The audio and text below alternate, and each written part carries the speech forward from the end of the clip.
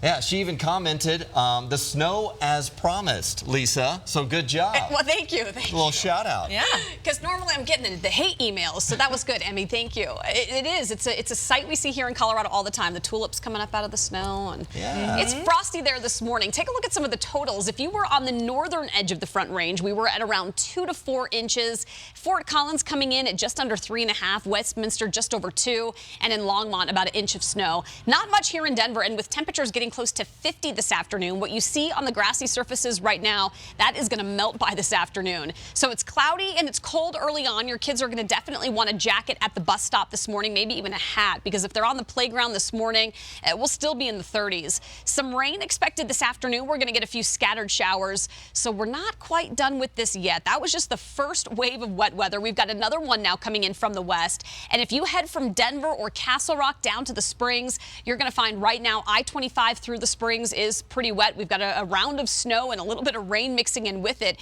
moving through Colorado Springs right now. So just west of town, there at Pikes Peak, this is what it looks like, and you can see just a snowy, wintry scene there on the lens. Right now in Denver, we're under a mostly cloudy sky, and north and east of us, the fog is the biggest concern. That's our Viero camera there in Akron. So you are going to find still some wet conditions depending on where you are this morning. We'll be under a partly to mostly cloudy sky through mid-morning and then through midday today.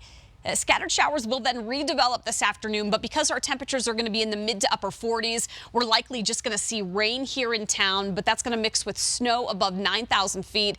And we're still talking those 2.5 to 3 day totals at over a foot for the mountains through midday tomorrow. We'll see some wet conditions again for tonight's evening drive, and that's going to last through the evening into tomorrow morning. So could be wet again for the evening commute.